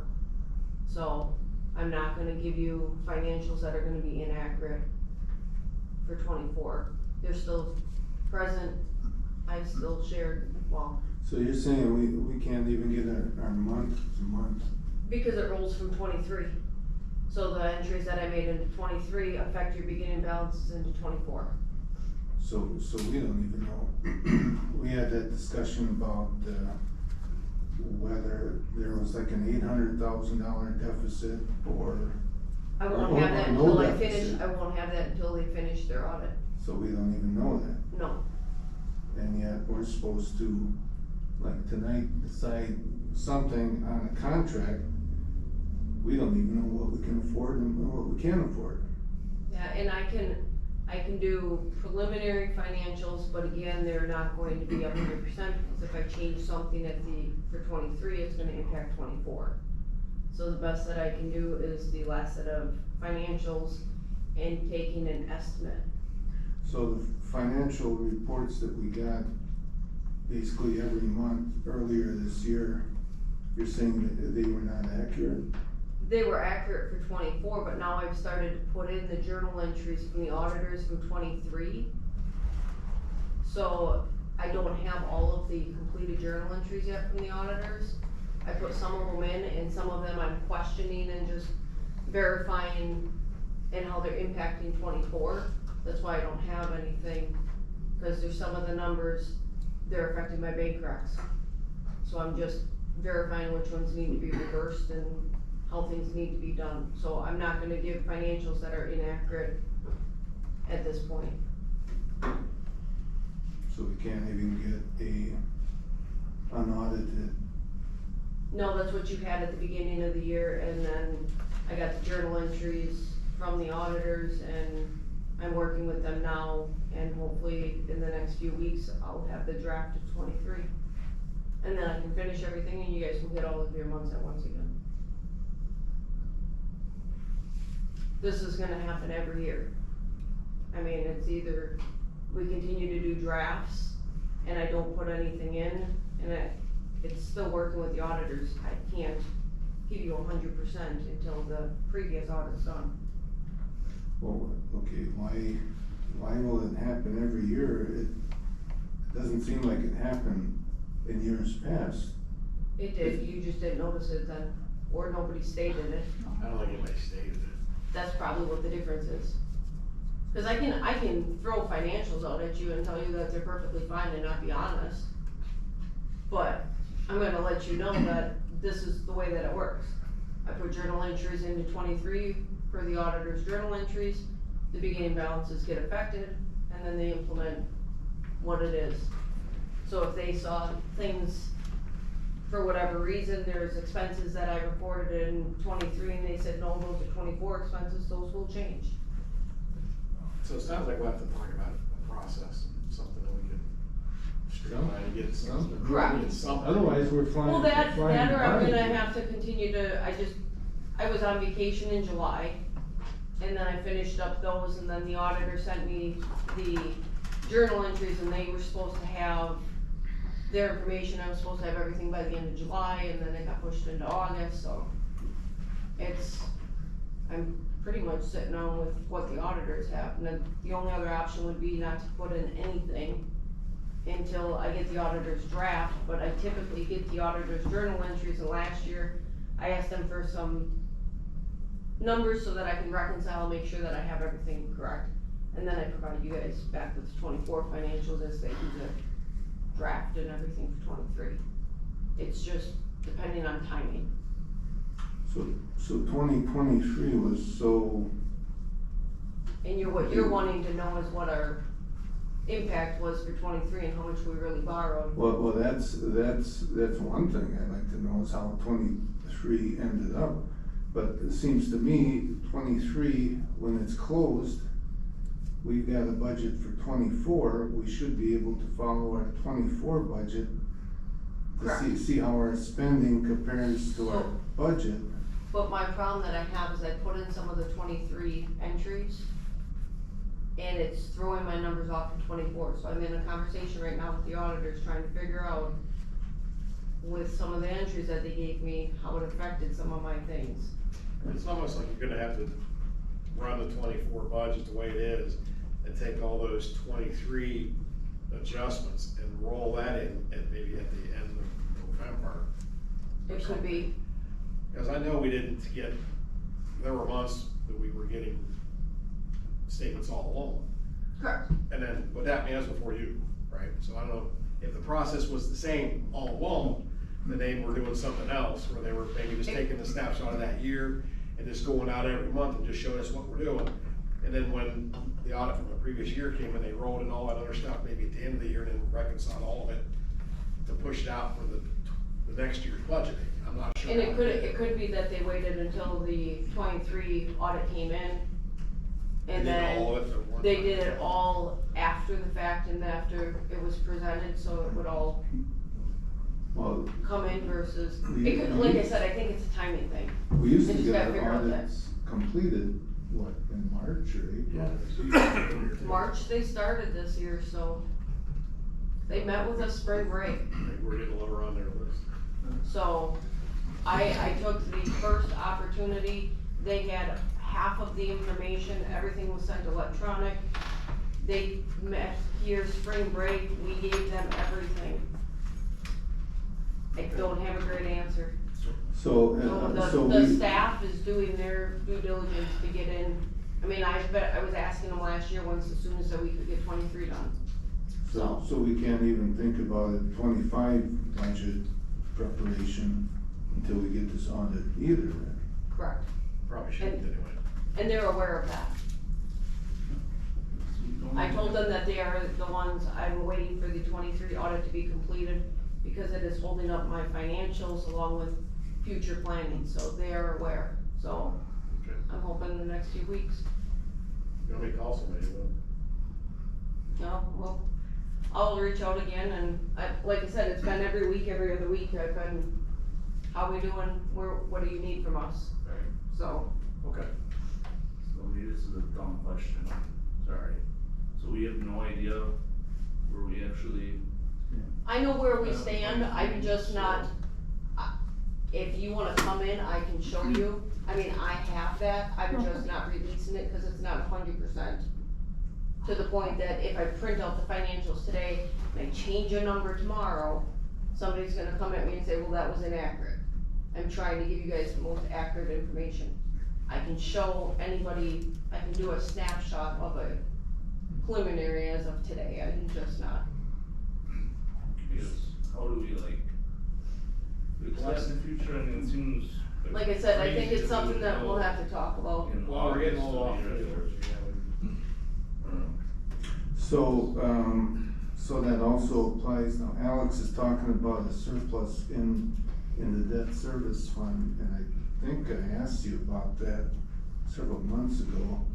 So we don't even know if that exists, if that surplus exists. It exists, I just don't know the exact amount that exists until 23 is done. Sounds like there's like a lot of problems, we just gotta get this audited. I just gotta get the audit, and like I said, I think in between last year's audit being so late, and then this year, I think we got pushed to the bottom of the bucket.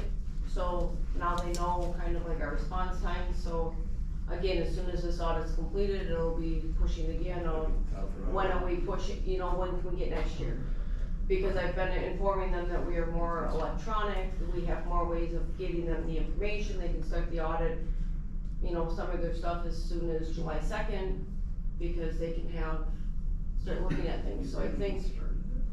Wait a minute, just out of curiosity here, this is an auditor that we contract with and pay, correct? Every year you guys do.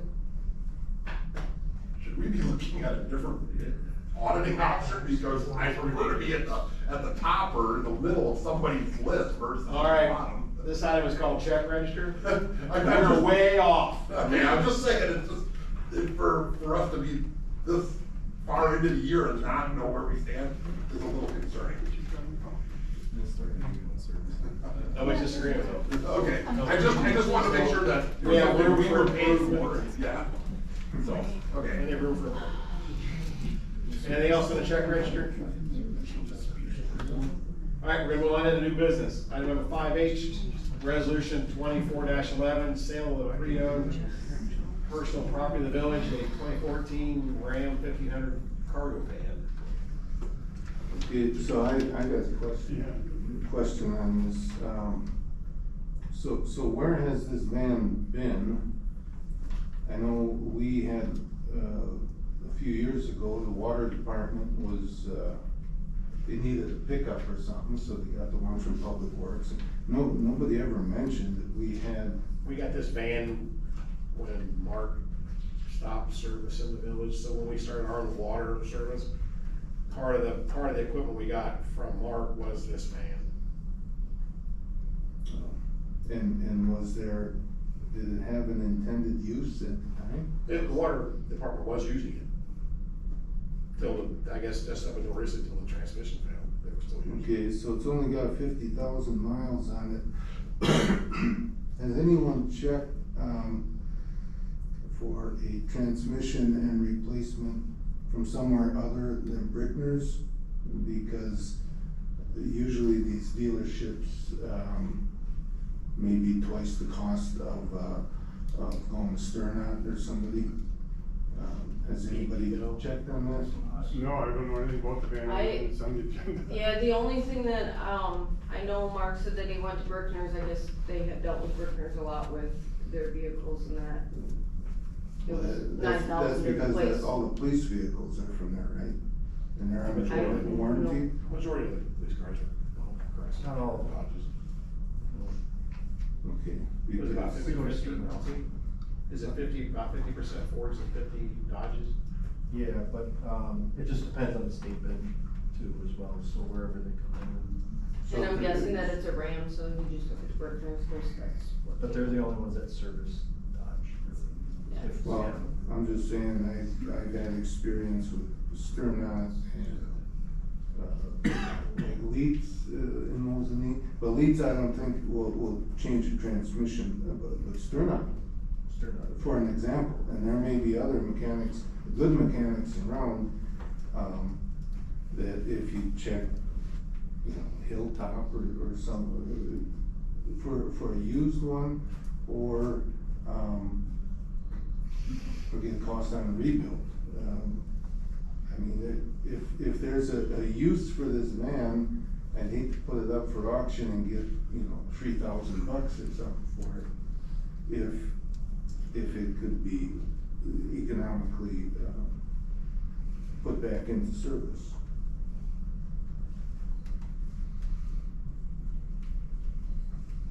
I guess the thing I So look to Greg, see. welcome to the Yeah. meeting. This is gonna fall under your purview. No, I did look at this prior to the meeting here as well, and I thought, why are we selling something that just has a transmission that went out that still has only 50,000 miles? Mhm. If it's something we can use, because would we buy a brand new vehicle, we buy another used vehicle for 20 grand, 40 grand, or 50 grand that they're going for these days? If we can use it, why not replace that? I mean, in my previous job in Village of Kimberly, we replaced engines on the garbage truck. It cost 25 grand, but new garbage truck costs about 325,000. So it's life, use it. So I was kinda curious about this myself, Mhm. so. So, Can I say something? and also, under rationale, it says it's been underutilized. Sure. Why? Yeah. I think it had something to do with the equipment that water and sewer have to haul doesn't fit in the van. Yeah, the turn off, the valve. So, you guys wanna make a comment? So one of the first things I do if a vehicle does not work like this with that low amount of mileage is I always do a safety recall check. And there actually was a recall for certain models of the 2014, 2015 Ram Promaster vans. The transmission sensor clusters have been insufficient crimps in the transmission wire harness. And as a result, the transmission may unexpectedly shift to neutral. So I don't know if maybe that has something to do with it, and they just overlook that. But that's a possibility in itself. So Yeah, they we're report talking- the transmission when it's a wiring harness? I'm not sure what it's on. I'm not the mechanic, I don't know. Well, I yeah, just found the there's recall. computers run these transmissions, so. So I guess for this item, I would move that we, not put it on auction at this time, pending further research. That's my motion. Didn't we already buy a truck? Well, I don't know if we need a motion and time, or we just vote. Can we just take no action? We wanna Send it back to the. Yeah, you just wanna direct it to our public works director to research it and. We'll take a look, see if it's something that we would utilize, or we're not gonna utilize, and it just sits and collects Yeah, costs. so you can talk to the water guys and ask, Absolutely, so I don't wanna buy cause something that was that kinda we missing from the replace. report, is really what's the, it didn't really swing the underutilization. You had all day to review that. No, he didn't, cause he was running around with you all over. Oh, that's right, that's right. Alright, so you'll report back? Absolutely. What was some suggestions? Sure. Very good. Alright, moving on to item number I, designate trustees Charneski and Eiden to contact Riverside Ambulance Service. Well, we just talked about that a few minutes ago. It seems to be that we need to get a solid number from them. If we were to continue service with them, to find out, is it gonna be a 10% increase, gonna be 50%, or what? I mean, right now, it's all speculation, and I think, me and Chris can do a good job, talking to them and seeing where they're coming from here and how much they're willing to work with us and at least get this information, bring it back to the board. And- So before Pete resigned, I had asked him to kind of start that process and reach out to those guys. So I'm not sure how far he got with it. I know he made a couple initial calls with those guys, but I don't know that he ever actually went over, No, rush out and had a meeting. He got a favorable response and he set up some kind of meeting for coffee, or, start talking about it, and then they just never met. Never got to that point, so. I mean, I can say when I met with I don't know if he's former chief officially now, but I'll call him former chief, Rob Bowen there. And, he was basically like, yeah, we're not gonna be able to, cause I asked, you know, could I have a projection for what you think you would bill as a, you know, continuing cost, and he basically just said, no, you know, not more than a year out. The other thing is, I mean, you know, it's not up to Riverside's department head to set contract rate, they have a board. I mean, on these types of contracts, I mean, when we got Riverside, when we got Safer, right, we went to an RFP, you know, we had Safer at one time, you know, Riverside, you know, I don't think we just negotiated with one party. I mean, isn't that kind of the standard protocol? If you wanna even get a quote? We did go out for RFP. Well, 2 years in a row. if we have, you know, a couple of trustees authorized by the board, we can talk to them. And whether we have to talk to their board, or some committee, or whoever it is, the administrator, whoever it is,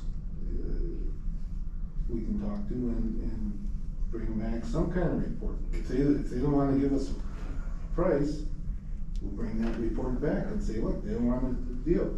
Yeah. Well, the only way I wanna support anything like this is if, the chief is part of those discussions. So, you'd be talking Chris and Ken and Teresa, that's the only way I'll support that. Well, I have a good relationship with Riverside staff, so. Because that's how we ended up in some trouble in the first place, where there was not an open line of communications regarding our former administrator, so this time I want everybody involved who needs to be involved. You have any comments, Chris? I mean, you're getting thrown into this thing too. I mean, I'm good with just talking with Chet, talking with him, keeping a good relationship with the village. I mean, I think, you know, we're neighbors. I mean, I think they really need to, you know, still show them that our, you know, we, you know, wanna work together, and, you know, it's, overall, I think it's a good idea. Some of the language in this though states Mr. Eiden and Charneski are the senior trustees, are they able to follow through on this? I guess I'm wondering what's being insinuated there, but I'm also wondering what exactly is bringing any trustees at all for what a proposed cost is. I mean, aren't there like a lot of moving pieces with a contract extension, right? It's not just the cost, there's different levels of services. I mean, I don't know, how big is our current contract with them? I mean, isn't there a lot of aspects to getting a contract renewed like this? If we go out for RFP, yes, there are pieces of parts that we request they fill and get back to us, so we can look at all of the levels of service, their staffing models, their, wages. That's why I mentioned senior trustees, because we've been around and we understand some of this stuff. That's the whole idea. I never took this to mean that they're gonna come back and approve a contract. No, it would not be it would be informational and something that, hopefully they would, commit to if we decide to go with, another contract. So that's the whole idea. Otherwise, again, we're kind of flying blind here, speculating on what these increases may be. And, I just think it's a real good idea to talk to them. Why don't we just have the fire department do that? Whether it's chief and deputy chief or We have, whatever, if it's informational. the fire department is what has went out for the RFPs in the past. Those have been brought forward by the fire department. I guess that's, I mean, if you're looking for this to be informational, I mean, right, I mean, if we decide if the ultimate answer is somehow we're not ready for 2027, or, you know, whatever happens and the ambulance service doesn't go forward, you know, we'd probably be going to RFP. I guess why wouldn't you go gather information with our experts in the fire department for, you know, Riverside and safer, I guess. Well, we know what we're That's a getting problem. right now. We know what we're getting right now. It's just that, basically, it seems to have been a major question of, are they gonna jack up the prices and how much? Right, but you're asking a question for 26 in the middle of 24. Yeah. So, But if you But look it's at something we need to know, and we need to at least contact them and start some kind of discussion. but I think that question's been asked several If you times. look at the proposal, we only included a 2% increase.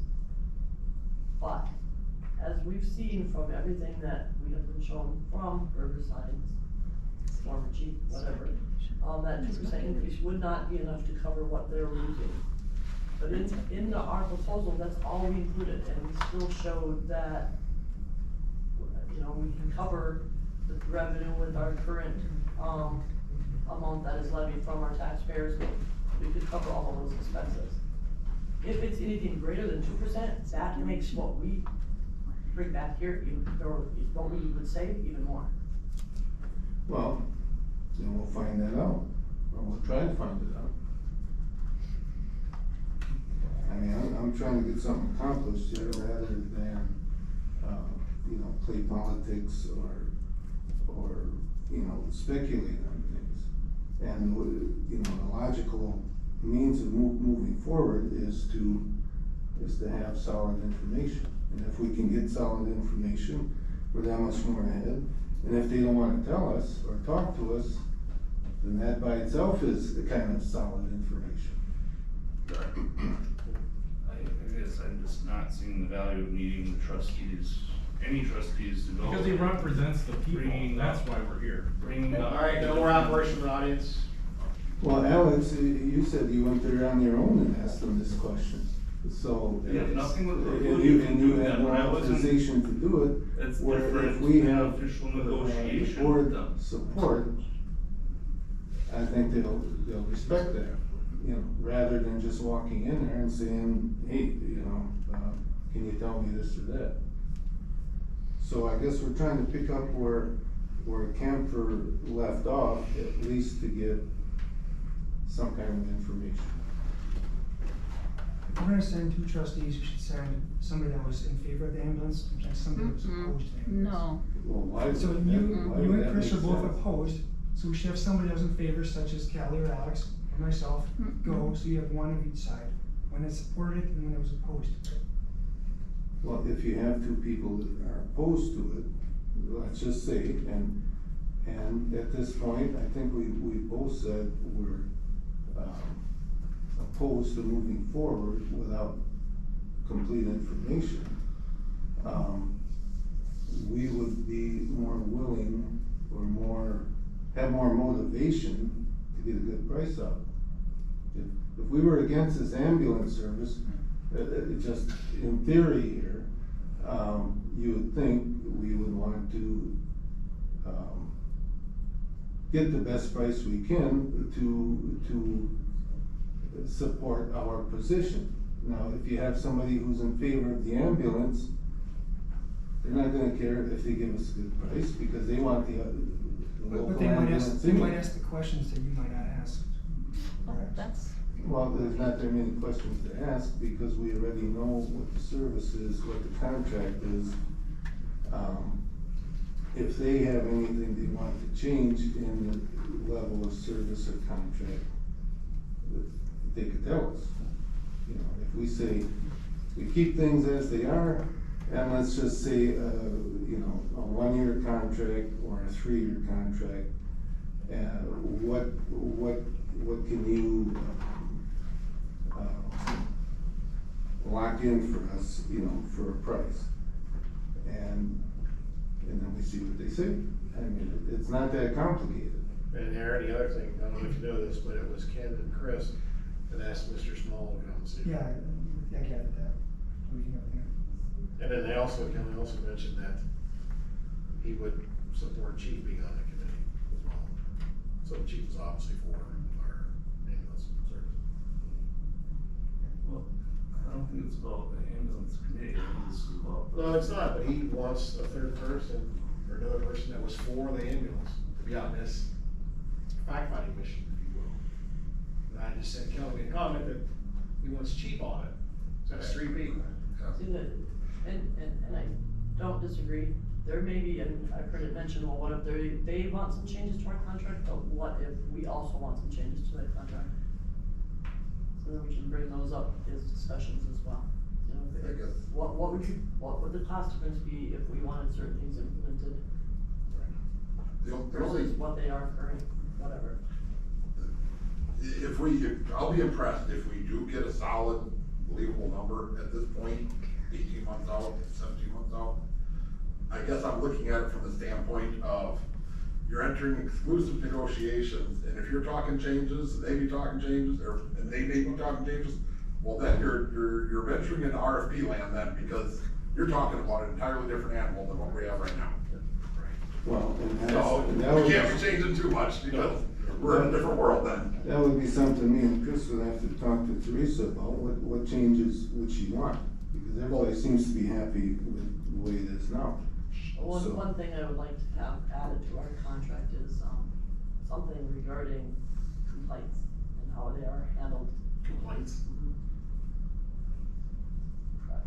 That's not something we currently. I just have a question, Use the Andrew. microphone. Oh, sure. Andrea Lurch, 2022 Circle Drive. And my question is, we have to be respectful of Riverside's time also. This person is going to Riverside, this person's going to Riverside, all these different people. They wouldn't be going separately. But in the past they have been, like, Yeah, different yep, people are yep. going to get information. If we want to have a good number and a real number, why aren't we just sending it out to RFP? It doesn't mean that we have to go with any of them, but at least that way we're getting multiple prices, and maybe Mosinee will give us the lowest price for what we're looking for.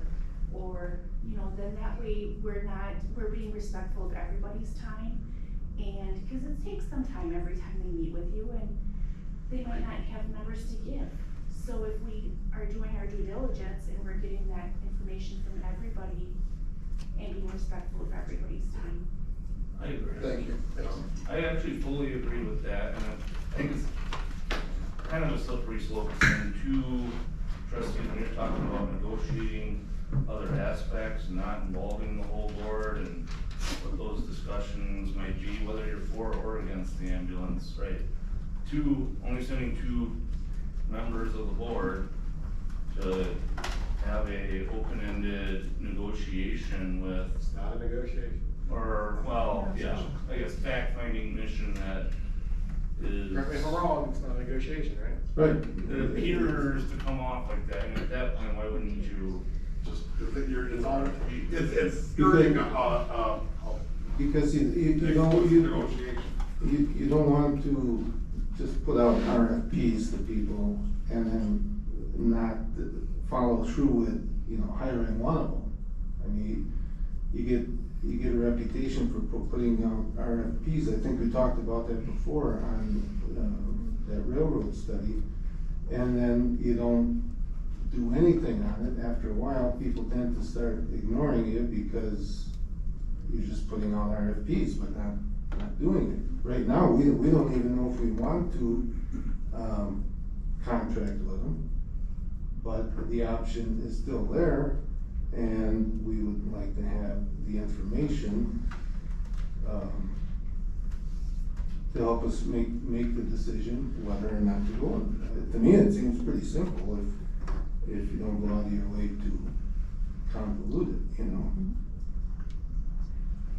I'd be willing to try it. See what.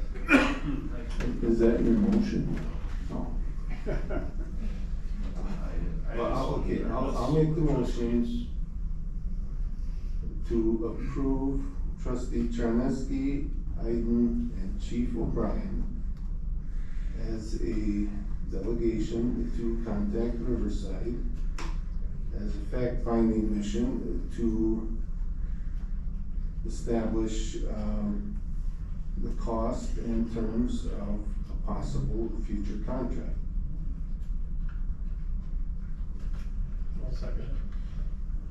All right, Ken made a motion, Chris made the second, to designate Trustee Charneski, Eiden, and Chief O'Brien as a delegation on a fact-finding mission to discuss with Riverside possible future contract. I paraphrase some of that. Can I ask, maybe to say time appropriate, like maybe this week is too early, maybe we might wanna wait a month or two. You know what I'm saying? They don't need a motion, you guys can just decide. Yeah. To get the information. Yeah. Oh, that's right, it's just information, just to really. It's just information, it's not, to me, the sooner we get the information, the better off we are. Do you have a comment, Kelly? I guess what I'm thinking here is that we just had this conversation with Lisa regarding, we don't have our 23 numbers to get our 24 in line. You're asking them for 26 numbers where they haven't begun their budget for their 25 numbers. You see where I'm going with this, is that you're asking for a number that I think they're gonna be very hard pressed to provide. Well, we'll let them tell us, you know, if they say we can't give it to you, then okay. All right. Anything else? Yeah, I mean, I'm just, for multiple reasons, like I stated, and I'm also questioning why, Trustee Mishka's comment too seemed to hold no weight on this. I just, for many reasons, I'm opposed to this, so that's my final statement. All right, go ahead and call the roll. Chris Bull, Yes? Alex Vedvik, No. Chris Eiden, Yes. Kelly Coyle, No. Aaron Mishka, No, Cindy Lee Buchowski Hoffman, Yes. Ken Charneski. Yes. All right, motion carried, 4-3. All right, item 6, old business, resolution 24-10, resolution appointing members for the ambulance subcommittee. So in the last meeting we had this, we didn't have the PFC's designee, so we have that now, and then I also asked the 2 citizen members to submit real applications. So apparently when we went to an online application process, the application doesn't really fill out like the original form would. There wasn't a spot to put down why you want to be on a committee and these other things. So we're gonna have to work with Jennifer to come up with a better online form that we can use, so we'll have that information, so we don't have to go back and ask them to fill this out. But since you guys didn't give me any real reason why we didn't approve these guys, my assumption was that it was because we didn't have a PFC individual and we didn't have those applications. Well, and the other reason was I didn't get a reason. about the feasibility study before we even worry about a committee. But Now the last 2 weeks, it's, you know, with Mr. Small's Yeah. opinion and such. Yeah, you know. I think the committee is kind of maybe the linchpin for all of this. So once we get to committee, then they can work with Mr. Small, they can work with you guys, get your information, what you find out from the group, and then they can continue to work with the chief on the other aspects of the program. So I really think these group is the linchpin of the whole process. okay, so when this committee was approved, I believe, Mr. Coyle made the motion that they would follow Kemfer's outline for the committee duties. So I guess I don't know if it's appropriate or not, but I would add to that if we could get, reports from him. Say at every meeting or every 2 weeks or. Because this is a minimum of once a month. Because this will be a legitimate committee, there'll be, somebody from staff will be the clerk, just like there are with all the other committees. So we'll have staff representation that will be the clerks of the bill will provide a report.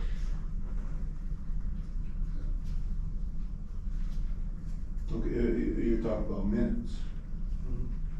Okay, well. Are you asking for the committee to write like Well, I guess to see what they're accomplishing, if they're accomplishing the things that Camper had outlined, you know.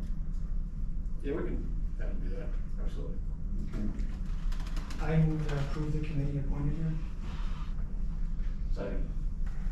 Got a motion by Alex, I seconded Aaron and made the motion. Alright, motion by Aaron, second by Alex to approve the, resolution 2024-10 as presented. Any further discussion?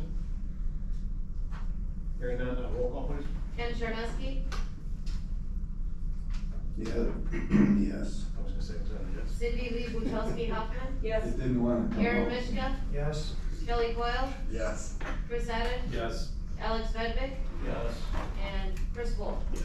Alright, motion carried 7-0. Alright, moving on, item number 7, the consent agenda. We have 4 items on there. Anybody want to talk about any of those individually? If not, I will entertain a motion. Yeah, I got some, the 2 village board minutes I'd like to throw out. Alright, so we'll go with item K first. Go ahead. Okay, they list motion carried, you know, voice vote and roll call vote. Which item is that, Ken, so I can? Well, okay, agenda items. there's several, there's, on June 24th, item 4, okay, it looks like 4F. At the bottom, it says motion, roll call vote 5-1. And aren't we supposed to list who voted which way on a split, you know, split vote like that? It should be in there. Yeah, it's not. Okay, so that's the only one I see on that one, but also on the. Roll call and 5K. Yes, please. Anything else on the July minutes? Make a motion. I make a motion to, approve the July 22nd, 2024 village board minutes as amended. Second. Alright, Kelly made a motion, Chris made a second to approve the July 22nd board minutes as amended. Any further discussion? Hearing none, all in favor say aye. Aye. Opposed? Motion carried. Alright, back to M&N. I entertain a motion to approve those 2 items as presented. I move we approve I move we approve item M and N as presented. The operator's license though has to have a correction under the recommended action. It has verbiage about the RAM, 2014 RAM on there. Yeah, oh, well, that's, we don't want to approve a RAM as a bartender. But, okay, so I would move to approve the Alyssa Schwartz application and the Peplin VFW license. Second.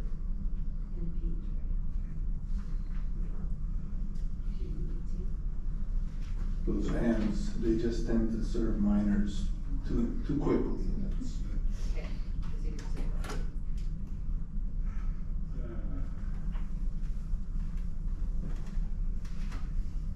So, you're not gonna approve an operator license for Renee Pete, is that what you're saying?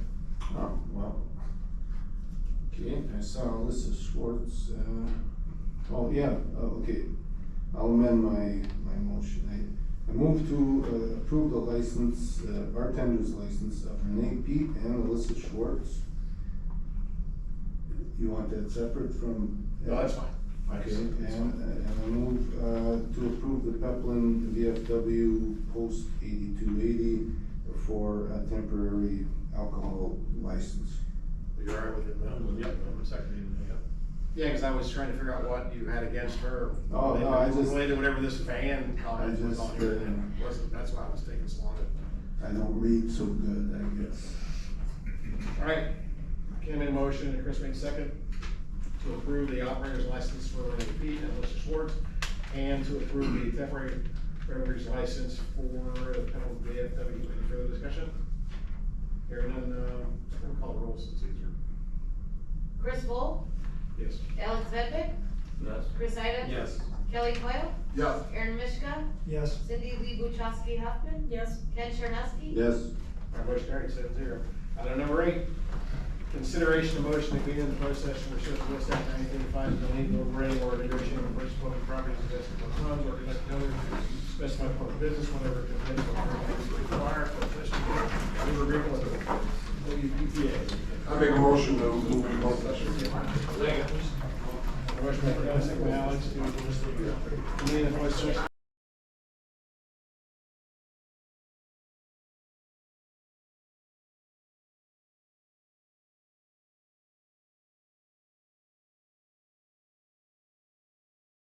Made a motion, Kelly made second, to continue negotiations, any further discussion? Hearing none, all in favor say aye. Aye. Opposed, motion carried. Item 11, considerations of items for future agendas. Have we everything? Chris, you Yeah, I got one. I'm just gonna call it, oh, sorry. Go ahead. Well, I'll just call it, police, staffing and funding. Now, there always seems to be a lot of contention about what's required. So, if you have this idea for police staffing. The goal. Hang on, let me finish. Nobody in this building knows what you're talking about. Yep. So you can't expect anybody in this building other than you to create the information you're talking about. Right. So anybody brings something forward, that's why we're asking you to create the report, okay? Because if nobody else in the building knows what you're talking about. Well, that's what I wanna do is send it to Clip, but I'm not on Clip and I can't send things to committee. That's all I want. So could it Okay, be well, called that? Well, yeah, but he Well, still we has can to decide to send it right now. Right. He still has to explain exactly what he wants. Yeah. A report of some type. Right. Yeah, you're still gonna have to prepare a report. Yeah, I mean, it's just a spreadsheet. That's You what can said, have him because- write up a report and give it to the chairman, and he can put it on There you go. clip. Yeah, you can do that too. But I mean, at this committee, at this item, previously, this group has sent things to committee before from this item, agenda item. So we just. Well, that actually, yeah, that's the only way it really should be, is from the board to the committee. Yeah. This thing of originating at the committee, that's new in the last couple of years, and I don't think that's right. So is this going to village board or is this going to somewhere else, just so I know for my minutes? Where are we going? Well, I wanted something so that Clip could discuss it, September or before the budget. Bring it to the board, and the board will send it to clip. Okay, yeah, absolutely. Yeah, so could you have something for the next meeting? that you Yeah, send to I Cliff? don't know, yeah. Okay. Basically a spreadsheet, All right, next. Actually, you make the request. All right, so here, I'll help you with that. I was gonna make a comment about this anyway. So this came up at the meeting that I was out of town at. So on the recording, I heard that Chris made a comment about sending out an RFP for an attorney. And Ken said, yep, I agree to that. This group cannot request RFPs. It's a board decision. So the item should have been, recommend the village board or whatever, next item on the agenda is to discuss RFP for an attorney. Not to send out an RFP, but to discuss one. So is that your item? Yes. Who's? Discussion of an RFP for an attorney. Okay. Yeah, we had all agreed at that one meeting that it was an idea to look into. Okay, yeah. That was Remember that? At a June meeting. That was end of June, because in our, So I was out of town. Yeah. yeah, you were out of town, and you guys thought it was a good idea too, just because the way seems like our attorney's services are getting out of control, and All right. it seems like. Well, we won't get into it, but Okay. we will have. All right, or at least discuss it, maybe change their mind. Yeah. Anything else? Okay, item number 12. I move we adjourn. Second. Okay, Ken made a motion, Tommy second to adjourn. Any further discussion? Hearing none, all in favor, say aye. Aye. All opposed, motion carried. We're adjourned. Thanks, everyone. That was bad.